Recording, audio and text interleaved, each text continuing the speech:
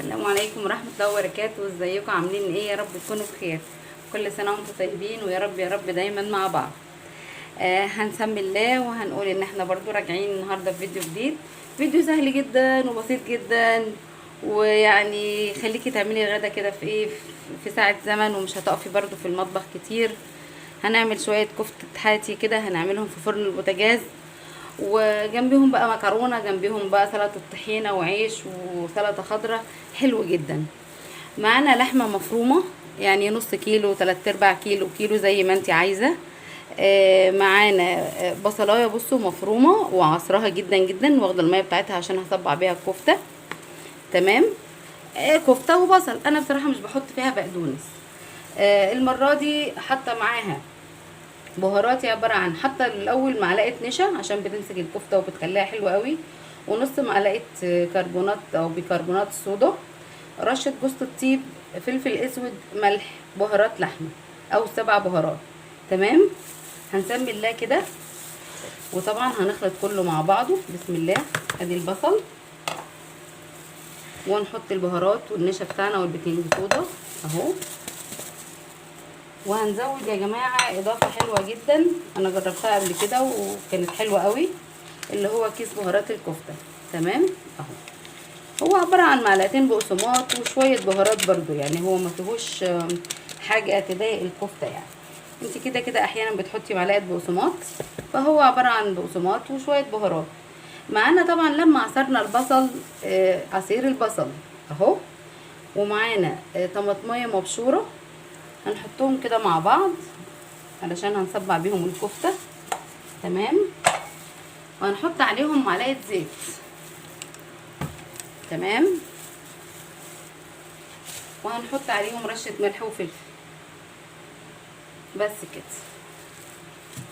هنعمل ايه دلوقتي؟ هنقلب الكفته كويس جدا جدا جدا. بسم الله. وفضلا منكم يا جماعه، بس اللي بيشوف الفيديو يا ريت لايك وشير واشتراك اللي لسه ما اشتركش، علشان القناه تكبر وتزيد. ولو وصفاتي بتعجبكم يعني ايه، تفعلوا الجرس علشان يوصلكوا كل جديد من الفيديوهات. احنا بنجتهد يعني يا جماعه، وان شاء الله نكون عند حسن ظنكم. طبعا هنقلب الكفته كتير جدا، يعني هتقعدي تقلبيها حبه حلوين قوي علشان كل المكونات كده تتداخل جوه بعضها. طبعا اللحمه دي ما بتبقاش حمرا بس، بيبقى فيها كده نسبه دهون او نسبه دوش، بتدي حلاوه كده وطعامه للكفته. حتى لو عملتيها على الفحم على السيخ ما بتقعش ولا حاجه. هنقعد بقى نقلب الكفته كويس جدا. ممكن تعملي العجينه دي كده وتشيليها في الفريزر، ممكن تصبعيها وتشيليها في الفريزر، وممكن تحطيها في اعواد الشيش طاووق وتصبعيها برضو وتحطيها في الفريزر، تلفينيها كده تحطيها في الفريزر.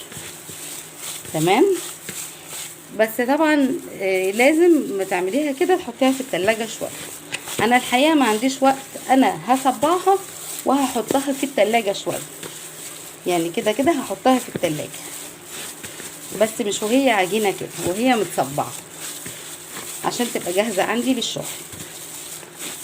تمام اهو. بصي كل المكونات امتزجت اهي، بصي حلوه جدا. بس هنعمل ايه بقى؟ ولا حاجه. هتجيبي اي حاجه كده، عندك سيخ ماشي، عندك ايد شوكه زي ما انا عندي كده، شوكه مكسوره الايد بتاعتها حلوه اهي، بجيب عليها كده الكفته. انا ما اعرفش ايه بصراحه، انا مش بعملها كده وبعمل كده، لا ما اعرفش، انا ما اعرفش اعمل كده يعني، او مش بحب اعمل كده. انا بعمل كده وبدخلها من هنا كده واعملها بقى كده، ما اعرفش، بحس ان هي كده بتتمسك اكتر وبتبقى احلى، مش عارفه ليه. بس نسيت طبعا اقول لكم ان احنا في الاول هنعك ايدينا كده من الخلطه الجميله دي، ونقوم عاملين كده اهو.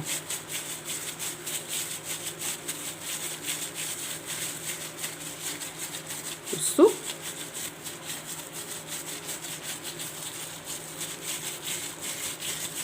اهو. نسحب بقى كده اهو، وهنرصصها في الصينيه بالشكل ده. تمام. نعمل واحد تاني عشان طبعا هنحطها في التلاجة اهو. نحطها كده بالستيكس بايدينا خفيف كده، ونسكنها كده في السيخ بتاعنا اهو. شوف سهلة جدا جدا اهي. هصبعها بقى كلها بالشكل ده، وهحطها في التلاجة ساعة كده او ساعتين وانا مجهزاها، واما نيجي ندخلها الفرن هنشوفها مع بعض اهو اهو. تمام اهو يا جماعه. هنكملها بقى مع بعض ونشوفها ان شاء الله. بصوا يا جماعه، خلاص انا صبعت الكفته بتاعتي، وعلى طول هحطها في التلاجة ساعتين، وبعد كده لما تخرج هندخلها على فرن سخن. بس هنشوف قبل ما ندخلها هنعمل لها خطوه حلوه قوي هتساعد على تسويه الكفته، يعني تبقى مش ناشفه وجميله كده يعني. تمام. بصوا يا جماعه، انا بقالي ساعتين ونص حاطه الكفته بتاعتي في التلاجة. تمام. انا جبت كده صينيه فاضيه وحطيت كده طبق، علشان الصينيه دي يعني اكبر من التانية بحاجه بسيطه. طبق فيه شويه ميه بدل ما احطه في الصينيه، وهحط الكفته بتاعتي كده. تمام. ومولعه الفرن طبعا سخن بقاله ربع ساعه، وهدخلها كده بقى بالشكل دوت في الفرن بتاعي. تمام. وان شاء الله لما تخرج من الفرن هنشوفها مع بعض. طبعا هنعمل لها فحمايه زي ما احنا عارفين عادي خالص. هنسخن الفحمايه وهنحطها على الكفته مع نقطه زيت ونشوفها ان شاء الله مع بعض.